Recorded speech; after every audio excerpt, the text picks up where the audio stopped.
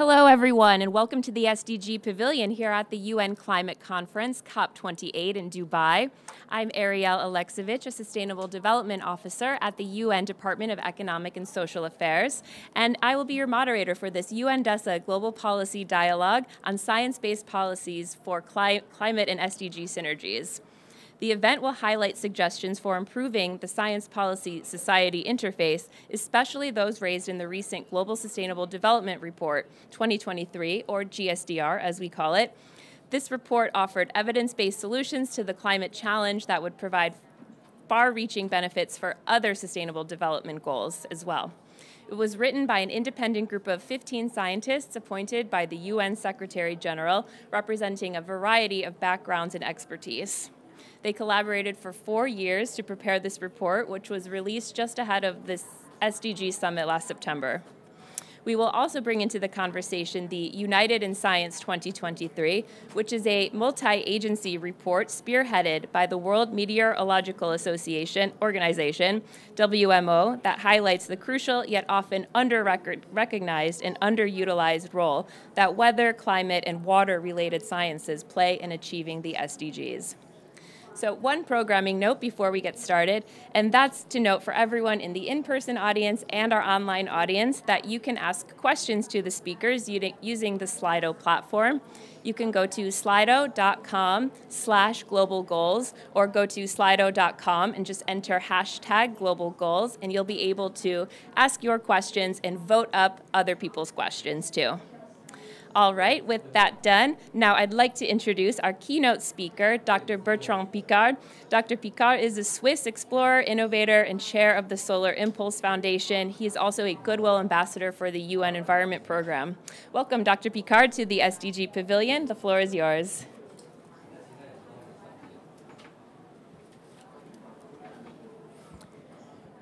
Good afternoon to everyone. We hear a lot that we need to follow what the scientists tell us. We hear that science is clear. We hear all the scientific proofs of the importance of CO2 in global warming. So why are we still having more CO2 in the atmosphere every year? Why are we still having more pollution every year? Why are we still fighting since 27 COPs to decarbonize? Probably because it's not enough to give scientific proofs to explain the problem. We need a narrative that is appealing and attractive to speak about the solutions. Because just look at what happens.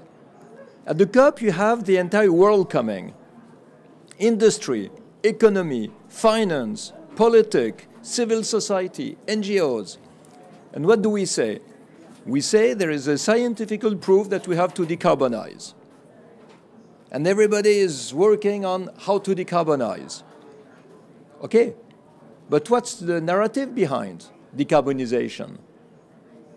A lot of countries think that to decarbonize, they have to degrow their economy, that they have to make a sacrifice on job creation. You have companies who say if we decarbonize, we are losing our power. The CEO thinks he's going to be kicked out by the shareholders.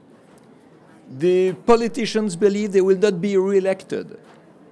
So of course, the science says we have to decarbonize, but everybody is afraid of decarbonization because they think they have to lose something in it.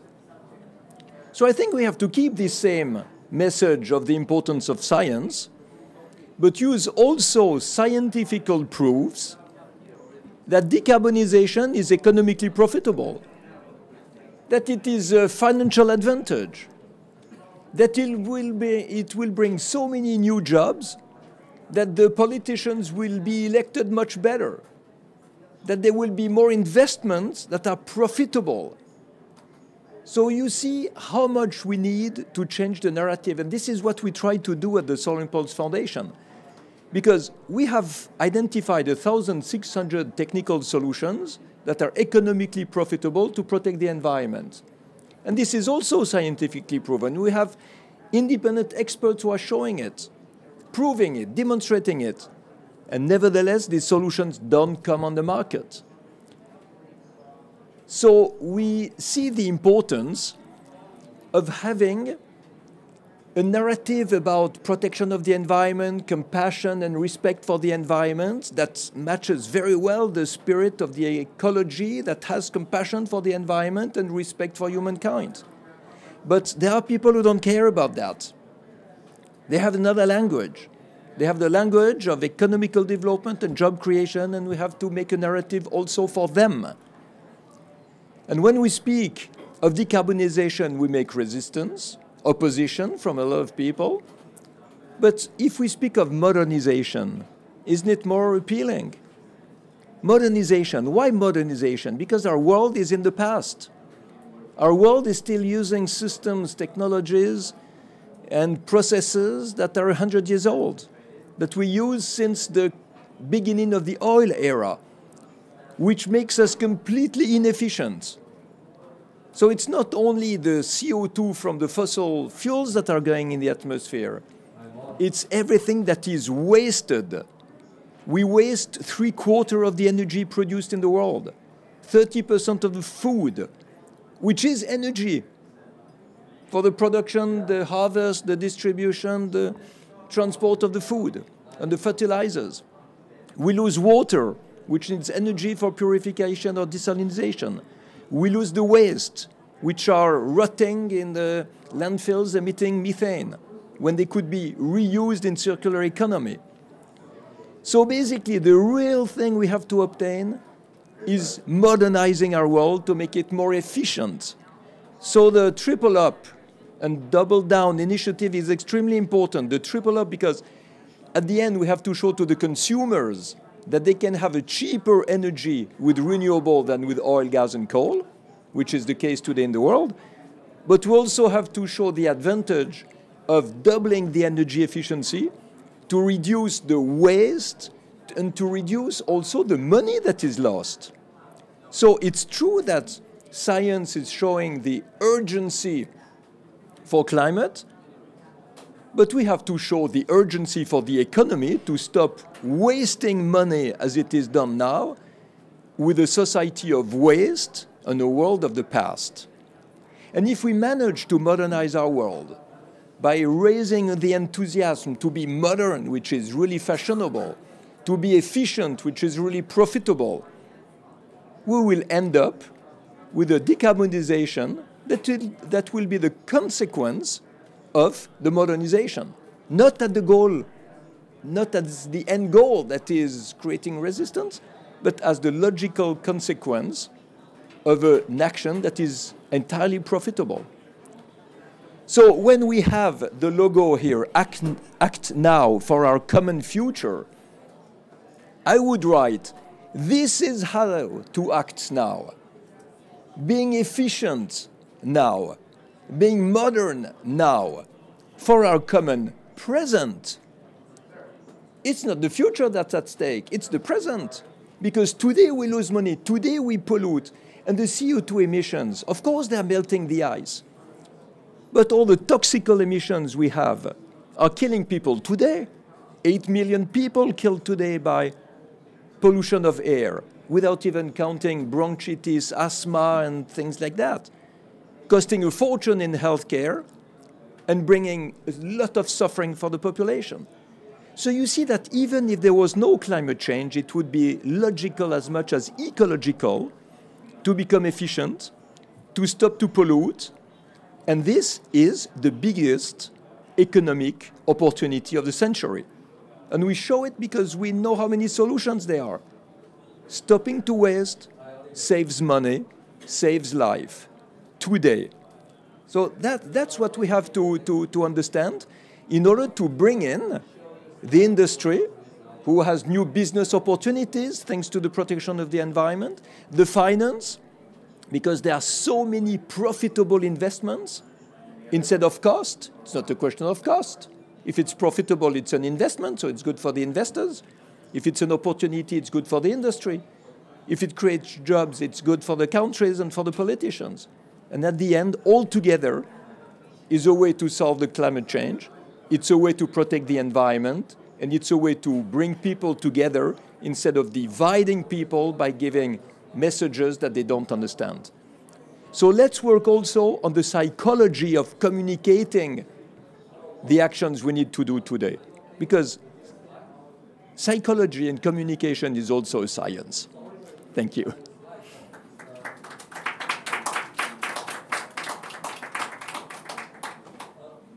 Thank you so much, Dr. Piccard, for your straight talk and your candid views of what we need to do, since the effects of climate change are here and very real. They definitely are present.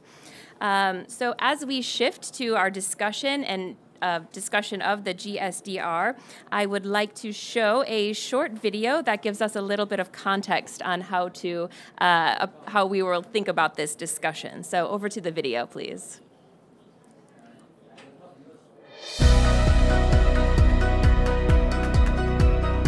Out of this report, I hope that we impart a sense of urgency and that we also impart a sense of hope.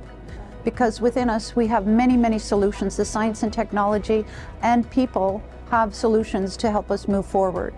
The report is about not only documenting progress, but understanding transformations.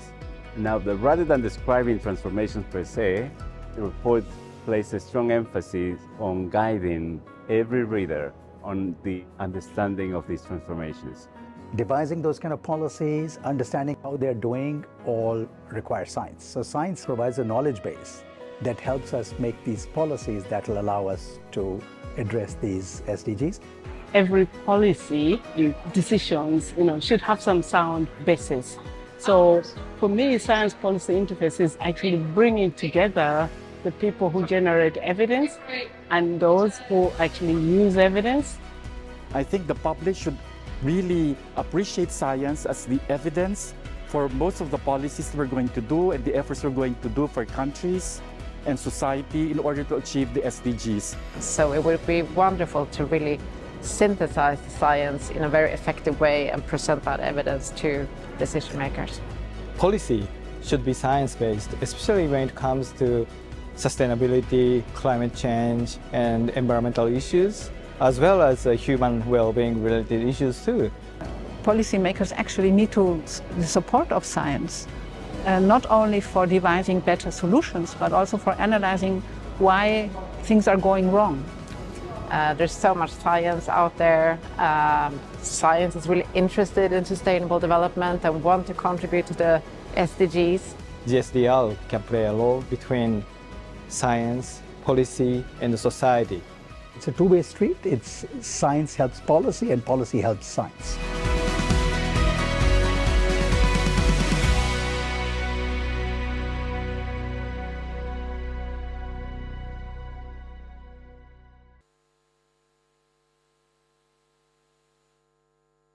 To introduce three of the co-authors of the report, I'm joined here by Jihua Pan, Director of the Institute of Eco-Civilization Studies and Professor of Economics at Beijing University of Technology.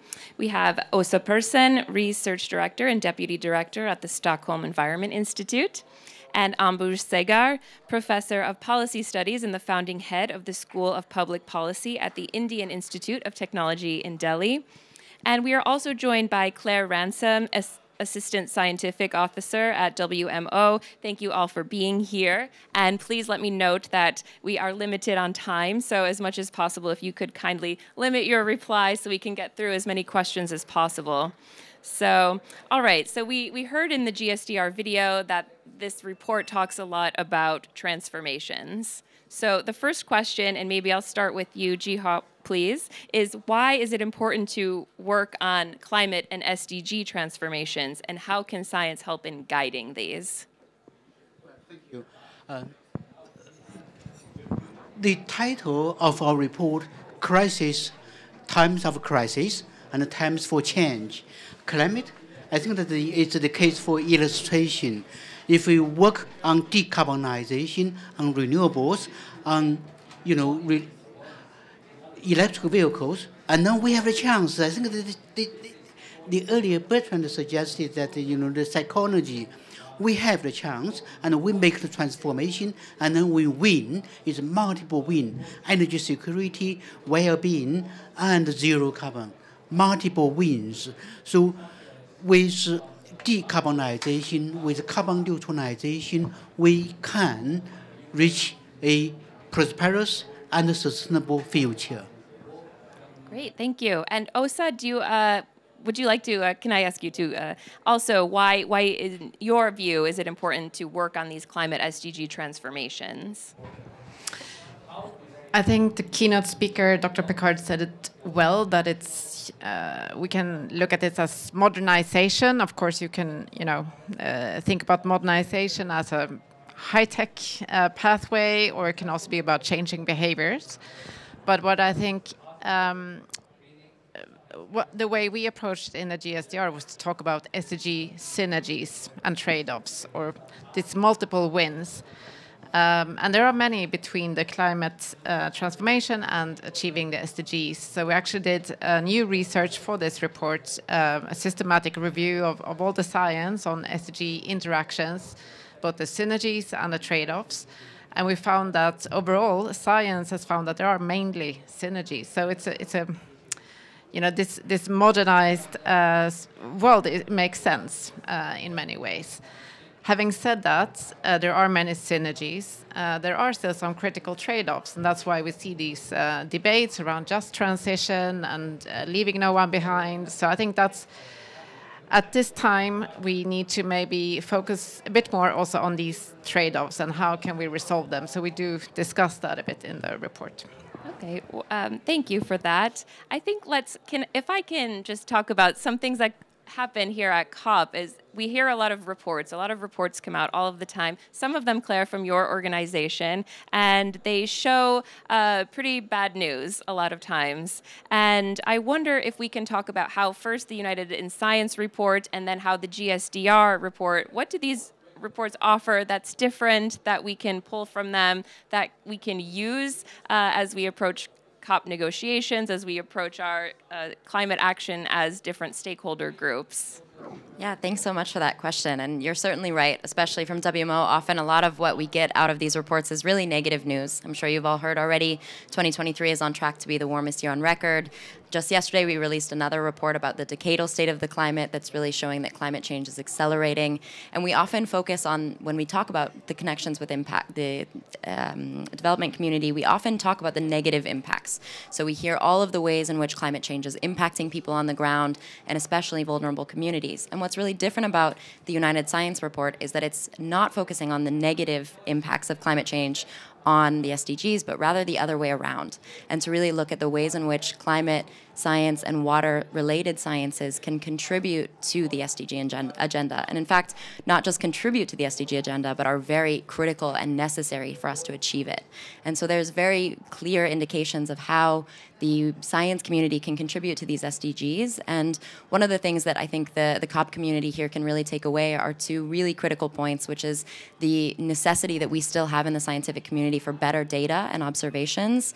I think there's often a thought process that scientists know we've got it all figured out, and in reality we desperately need better data on the ground, and not just of weather and climate observations, but of the impacts, and also to better connect these stakeholders. We've started to talk about this a little bit today, but if we're going to see this transformation and this modernization, we have a real need to connect diverse groups that we aren't really having talk to each other. Thanks. Yeah, excellent. Thank you. And then maybe Ambuj, I'll go to you to talk about what the GSDR offers that could be useful to this community. Yeah, thanks for that. I think I'll maybe pick up on the earlier points made by my colleagues. And since our report really focused on the transformation process, I think there are two ways in which science can really help. And that's why I think the positive message of our report. One is very much what Osa just mentioned. Science can help us understand how there are synergies between different SDGs, and therefore, and of course there are trade-offs, but there are ways to manage the trade-offs. So I think a scientific approach can certainly help us maximize the gains across the various SDGs. And I think the second important part is how to manage the transformation process. Because while we're engaged in this transformation, there is a kind of an urgency to it. And therefore, I think the report was very clear in indicating that if we want to achieve the SDGs, or come close to achieving the SDGs by the date by 2030, we do need to significantly accelerate the transformation. So I think it's both. Science helps us understand what is the nature of the transformation we want in order to maximize the positive synergies across the SDGs, and how do you accelerate the transformation in order to make it most effective. I think that really is kind of both positive messages, and in many ways I think are providing a kind of a guidance on how do we engage in these transformations in the time frame required, in the way that we actually are able to achieve the best possible outcomes. Yeah, thank you, Ambuj. And if I could follow up, perhaps, what is something that a government or a country, a stakeholder group could pull from this report? And if you have an example of a transformative way that some of these policies could be dealt with. That's a great question, and it's hard to summarize our report in that way. But I think a few things, and it's about sort of working on different fronts and doing many things at once.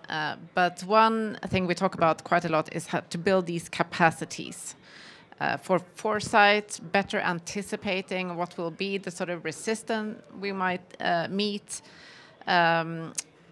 Also better sort of stakeholder engagement, building this support for change. The third one, conflict resolution. So that's something I think governments can, look at how they sort of use their staff, civil servants, sort of new ways of working for government.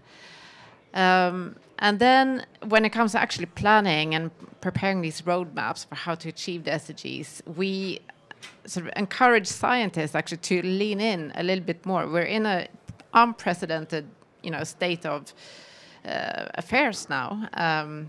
So we need to be a bit unprecedented, I think, in how we do science. And so our report points to many existing tools where scientists and policymakers can work together to map out what are the possible SDG synergies and trade-offs. Maybe we can, start costing them a bit more. That's something that matters, of course, to government, to get a bit more hands-on and work more closely together. In terms of the sort of substantive transformations we need to see, we do point to 6 important entry points for transformation in the report. And that's a good time for us to announce you can read this report by going to un.org/DESA. The report is on the website, and it's free and available for everybody. All right, maybe I can ask you, sir, what are some good examples of the science policy society interface in action? Well, this is a very good question. If we want to make things happen, we need to have such interactions.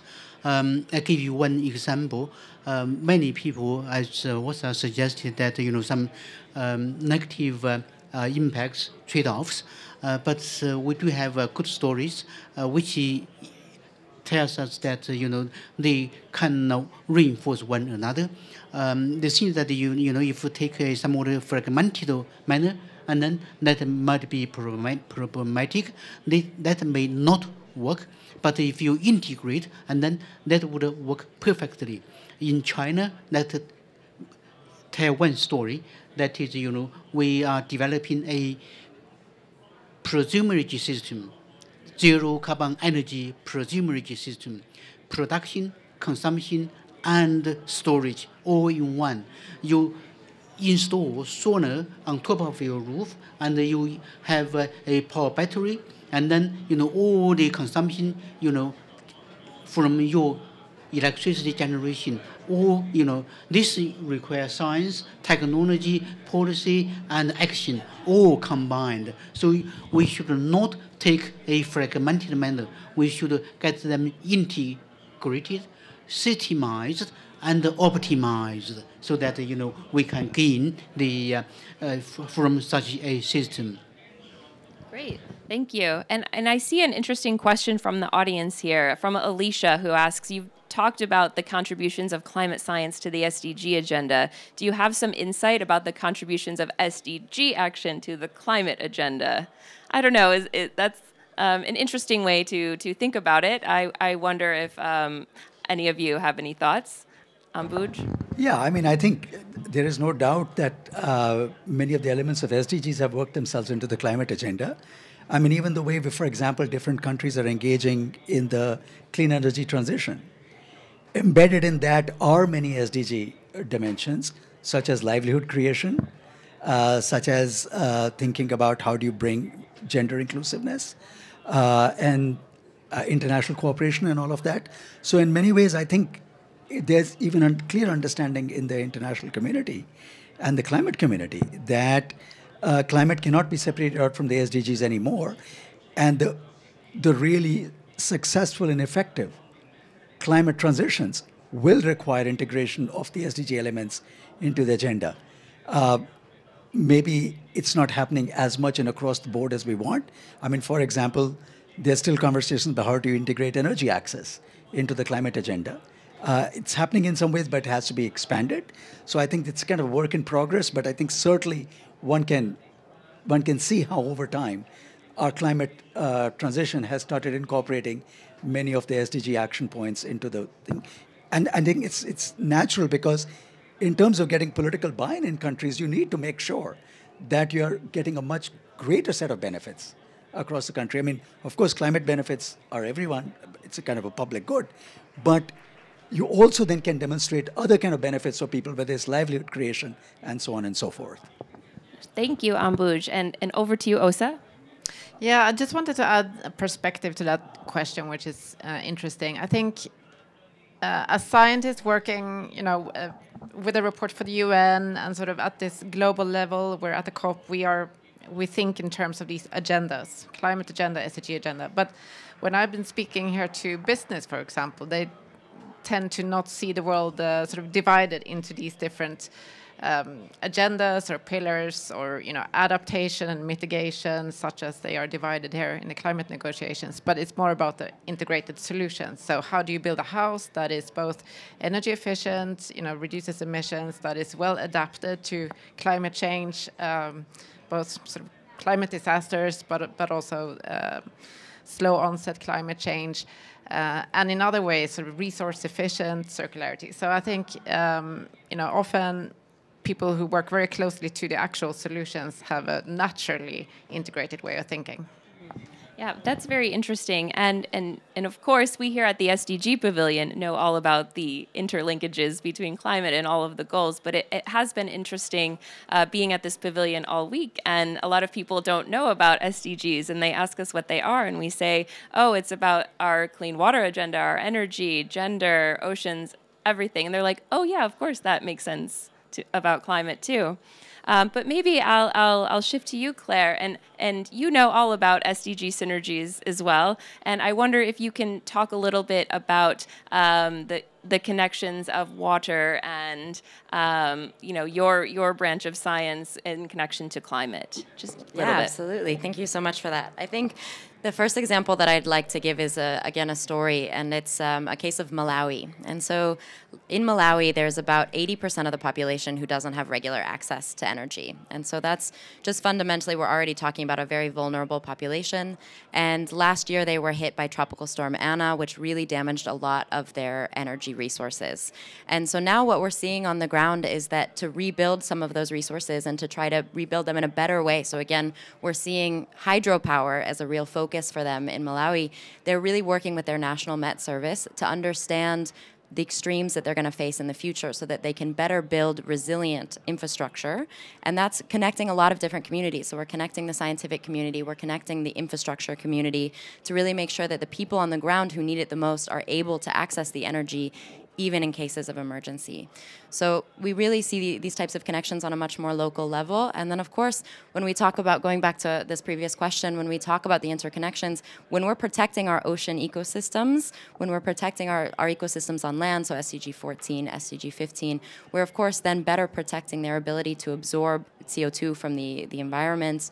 And that's something that we, again, see really inherently, but it's important to point out that our natural ecosystems already are doing so many of the carbon removal technologies that we're trying to innovate, and they exist already.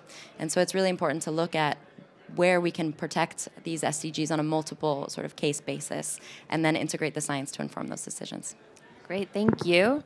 And maybe this leads me to our next question, which is from Arin Basu, Sheffield, New Zealand, who asks, what are the difficulties and pain points of bringing diverse professionals and audiences to the same table? So we're talking about we need to do this, so how do we do it? Claire, back to you. Yeah, thank you. I'm actually, here I'll speak about a different report, the one that we launched just yesterday, which is the Decadal State of the Climate.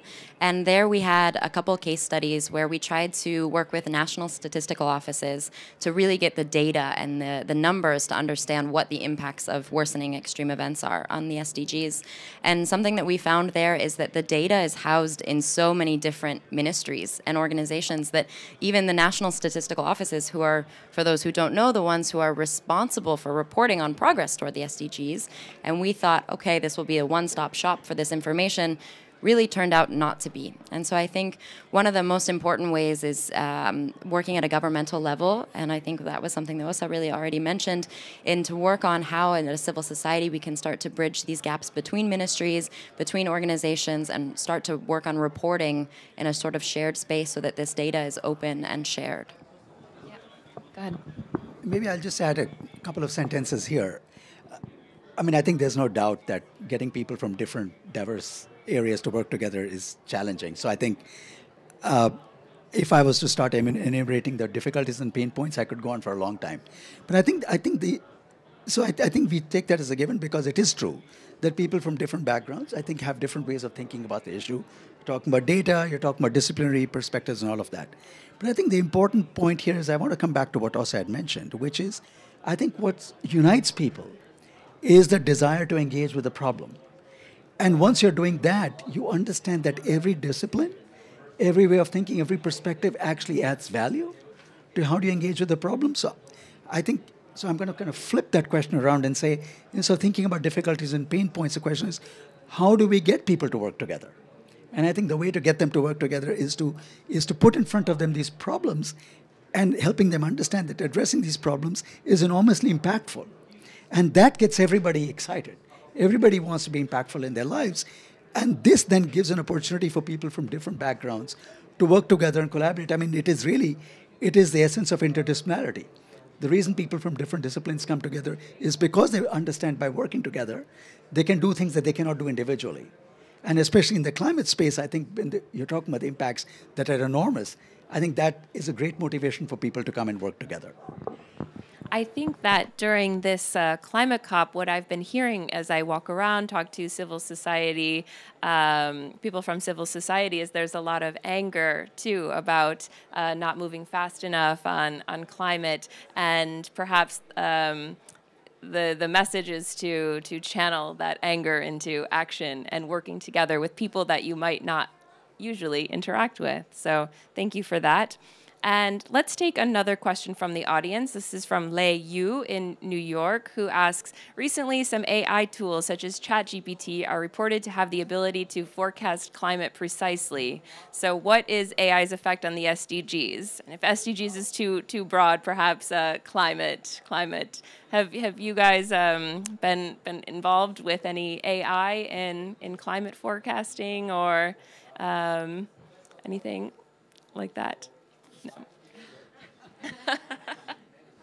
I will certainly do my best. I think it's a very new area for us, and certainly it could be an enormous solution, and it could be something that really could help us.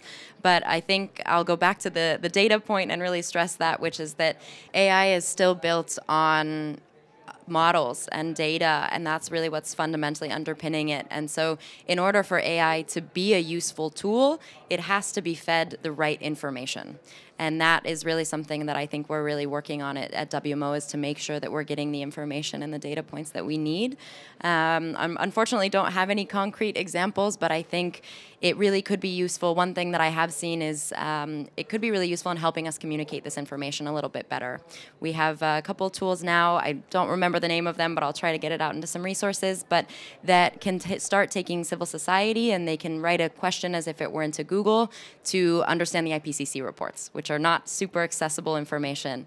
And so if we can start to use those tools to better communicate, like we heard from our keynote speaker, to overcome these battles of psychology and communication, that could be one really useful way. But I think we'll have to see for the rest. Thank you for that, Claire. Appreciate it. So let's go to Arum Khan from Karachi, Pakistan, who asks, how can science-backed policy and research work be accelerated with limited finance for research in developing countries? Yes.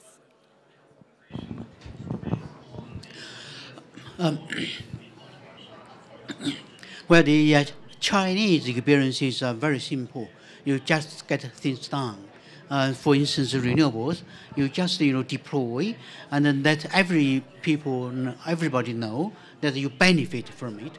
And the science, should not be on the bookshelves. You should make people understand. Should make people practice. And then when they practice and they get benefit, and then everybody knows, and then we get things done. So this is very important, like electrical vehicles.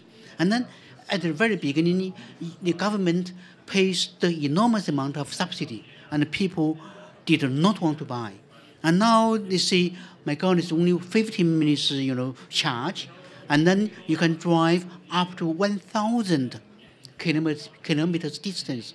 And per 100 kilometers drive, you would require only 12 kilowatt hours of electricity. Let's benefit, let's gain, let's win. So in that case, I think that, all the science must be, problem resolve the problems. That's the key.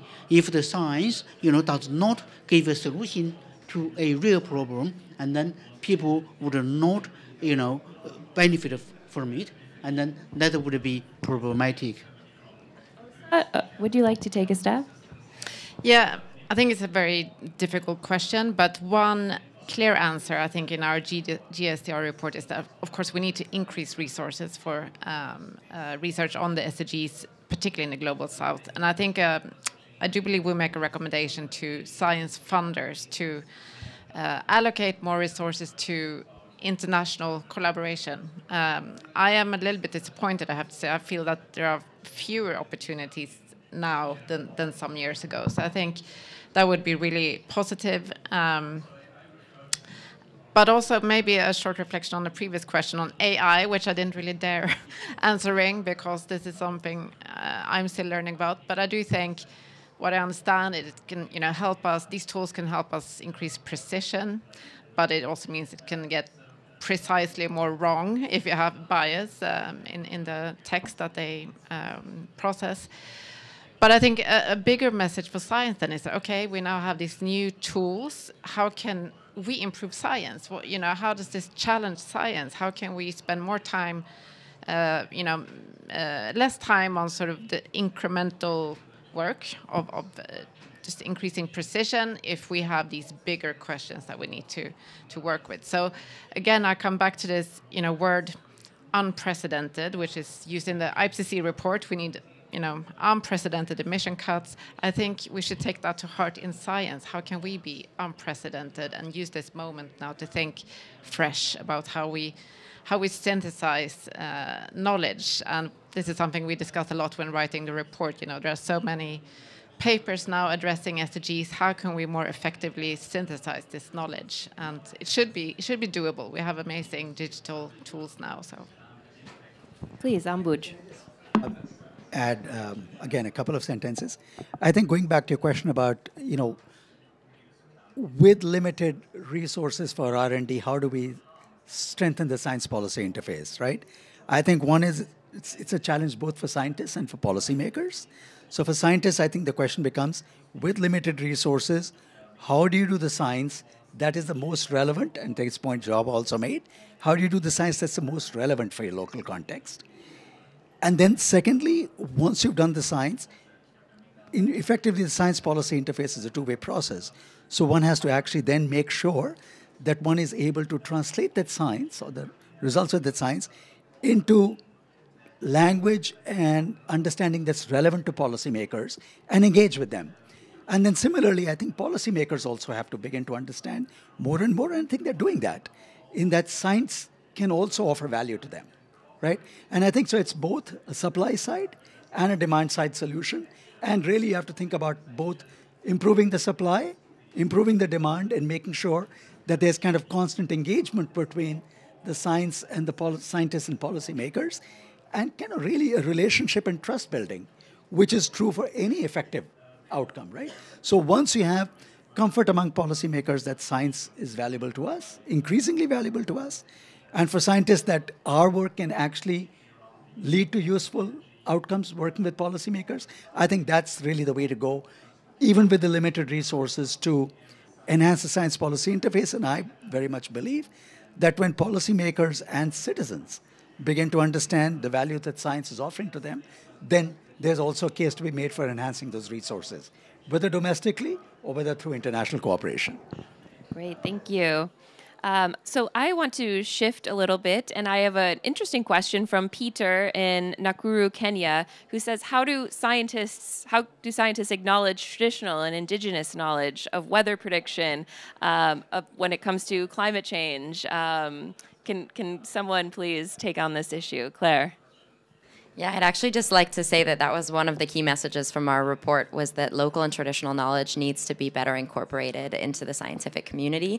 And it's something that we've seen on the ground happening at COP, that these conversations are really coming into discussions, into very technical, very scientific audiences of how can we better integrate different ways of knowing and different ways of knowledge. So unfortunately, I don't have a clear answer that says this is how we track this as an indicator here at WMO, but I would just like to advocate and say that we, at least at WMO and as representing the scientific community, are very aware that there are lots of different ways of knowing that haven't necessarily been valued previously, but we are really now maybe behind the game, but we are aware that they exist, and we're trying to look for ways in which they could be better integrated with what we currently consider science today. Thank you.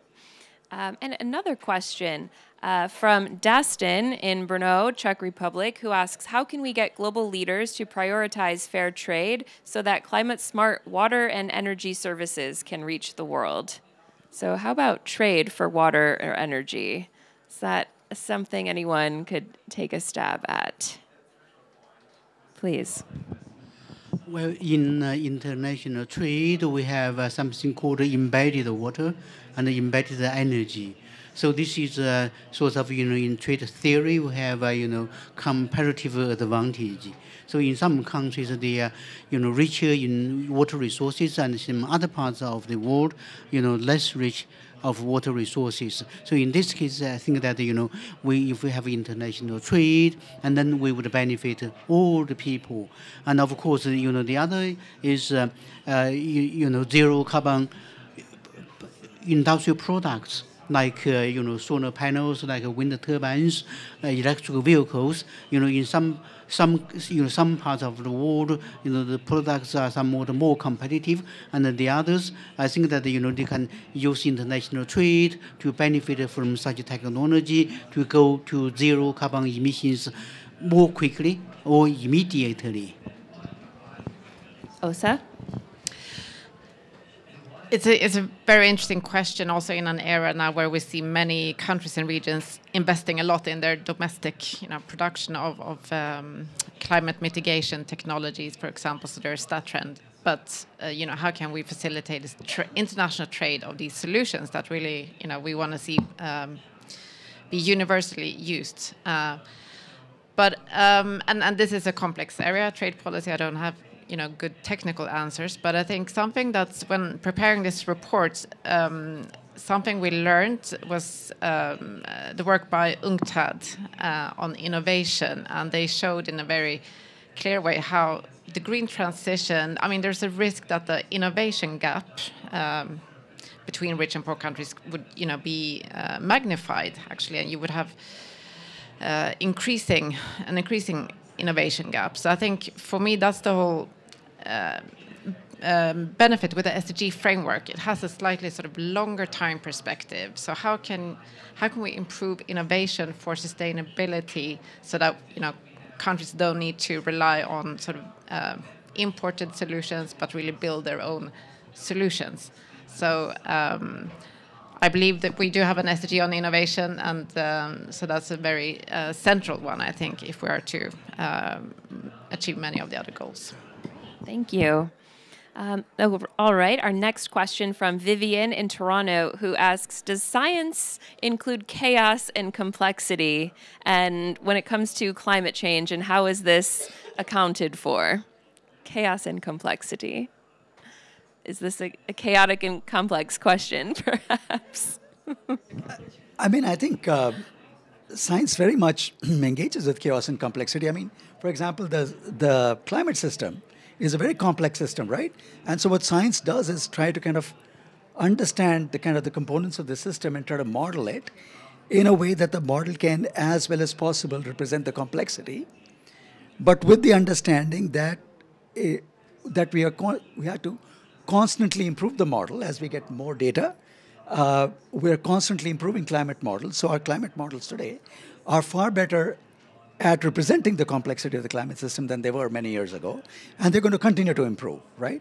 Of course, with a system as complex as the climate system, our models are never going to be, at least, I shouldn't say never, but at least it's going to be a while before they can actually be as predictive as we would like them to be in the longer term.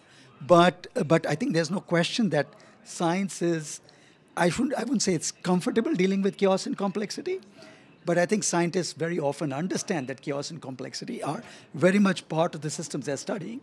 And therefore, if they're trying to model the systems and trying to understand the systems and eventually even manage the systems, they have to understand and unpack in some ways the chaos and complexity, and then be able to build it into their representations and their models. I don't know if you want to add anything. I think that's great. I don't have too much to add other than the fact that scientists are very comfortable with complexity, but society may be less so. And so I think that it's really our responsibility as the scientific community to start unpacking this complexity and unpacking particularly the complexity of the climate system and the interconnections with the development world, because it's something that we are constantly improving and working on, and often I think the climate movement has been stalled because there can be these sort of weak points where the data might not exactly match, where we've had uncertainties that then can be sort of a point of contention. And so I think better communicating that complexity and better communicating our concepts of uncertainty and where models don't necessarily agree and why is something that we could really work on moving forward. Please. I'd like to add one point. The natural system is chaotic and complex, and human societies are also chaotic and complex. And in such cases, I think that we cannot unpack. The only thing is that we need to get the right institutions. We need to reach consensus. And we need to have a goal, and then we reach our goal. I think that that's more important, because you cannot have these complex systems clear. So we make things simple in social and economic systems. That would get things done. Great. And so, we're talking about how science can be chaotic and complex, and so can implementation, especially in a world that is constantly being changed by our changing climate. So Peter in Nairobi asks, how do you actualize your climate change initiatives during things like the El Nino, for instance? Do you have any advice on the implementation side for dealing with the changes happening in our climate? Yeah, I think just going back to the science communication, I think that's part of why it's so important, because we are very aware of the interannual variability that comes with things like El Nino and La Nina, and it makes really huge differences in precipitation in a lot of different areas. And so by building a better science policy interface, which is exactly what we're here to discuss today, that means translating that information to policymakers, to infrastructure, to city planners, to better understand what types of droughts a region might expect to face, what types of floods are going to happen as we transition to La Nina or El Nino, which is just one example of interannual variability. There's lots of different types. And so I think better working with the scientific community in terms and policymakers, planners, civil society. I think we often just separate policy and science, but there's so many more people involved to better understand what their local climate looks like, how it's integrated into their regional climate, and how that fits into the global climate is really important for planning. Thank you. And so I see a question here from Tim in Geneva, Switzerland, who asks, well, we know that climate change affects health, but what change in health-related behavior would have the most beneficial impact on climate? I think that's a fairly easy question, in a way. We're now beginning to understand that a lot of what I call diseases of affluence come from our diet, especially moving to a very meat-related diet, right? And that also has a big impact on climate. So I think there's a clear understanding. I mean, there are many, of course, but one of the most prominent understandings of linkages between health and climate in the way that I think Tim wants to know is really through diet. And I think so folks in the health community are talking about how we should manage our diets for our well-being, but managing the diet and, in a sense, cutting out meat and moving towards more vegetarian diets has enormous positive implications for climate. So it's really a kind of a win-win. Of course, it means behavioral change. It means people changing their preferences, which, as Yawa said, is, human societies are complex, and getting people to change their behavior is not simple. But at least in terms of our understanding of how you align those two things, it's certainly one of the big areas people are talking about. It's not the only one, but certainly, as I think, as an illustration of what he asked about, it's a good example. Sure. And Osa. Yeah, I actually went to a very interesting health conversation with health community at the SDG Summit in New York, and I learned that only around 3% or so of global health budgets are spent on prevention, and the rest on the cure. So I think by making these changes in diet, mobility, how we move, walking, cycling, etc., many of those things would, hopefully really help prevent disease a lot. So we would save a lot of money. So I think that conversation really led to the realization that we need to merge the sustainability and the health communities much more. Also, for example, we have very different time frames. Health community think, couple of years ahead, perhaps, and sustainability, we like to think 2050 or 2035. So hopefully more learning can happen there. Well, thank you for that. And we are almost out of time, but I think as a final question, I'd like to ask each of you, as members of the scientific community, what are your goals? What do you hope to see in this? We're almost at the midpoint of COP here. If there's any just views of what you've seen or what you would like to see. Well, my point is very simple. We should get rid of misinformation and misperception. We need to get the right information, and we need to make people, benefit and make them understand we benefit from fighting climate change. I think for me, the top outcome would be more trust between countries, and I think that would unlock, many solutions to many problems. I don't think I can point to any one outcome that I would like, but I think coming back to, at least from a longer-term perspective, because I think we do understand every COP makes, there are some steps taken on, but in the end, climate is a longer-term play. And I think it really is greater engagement between scientists and I would say not just policymakers, but also broader society. Because I think in the end, almost every venue I've been at the COP, I think there's a realization that young people really have to be very much a part of the climate conversation. They already are already in this COP. You see more young people than the previous COP, and so on and so forth.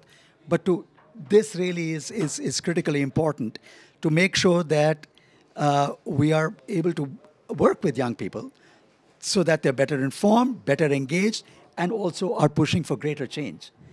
Because in the end, while there are a lot of different communities involved in addressing climate action, civil society, businesses, all of that, fundamentally, the kind of transformative change we need does require political action, and that needs citizens to be engaged. So to me, at least, I think a continuing story in this COP and many COPs is a greater push by citizens for faster and better change. Thank you. Thanks. That was hard to follow. I think I will keep mine short, which is just to say that I'd like to see, rather than keeping 1.5 alive, that we revitalize 1.5. There's a big difference between keeping something alive that I feel like has lost a lot of momentum, and revitalizing it and really getting the momentum behind it, getting the energy that we really need. We've seen so much, I think, of stagnation in terms of action, in terms of energy, and we are still capable of keeping the goals of the Paris Agreement. We are still capable. We see this in so many reports that have come out. The window is closing, for sure. We're running out of time, but we have not yet run out of time. And I think that's so important, not just to engage young people, not just to engage civil society, to engage all of us, because all of us can do something. We can change our diets. We can take better transportation. We can tell our neighbors. We can tell our governments. It's so important. We can do this. Thanks. Thank you, Claire. And on that optimistic note, we will conclude our panel here today. And I would like to remind everybody that they can see the Global Sustainable Development Report 2023 by going to un.org/DESA. And they can find United in Science report on wmo.int. And I'd like to thank our panelists again for being here. And with that, we'll wrap here in the SDG Pavilion at COP28. Thank you, everyone here and at home, for joining. Good night.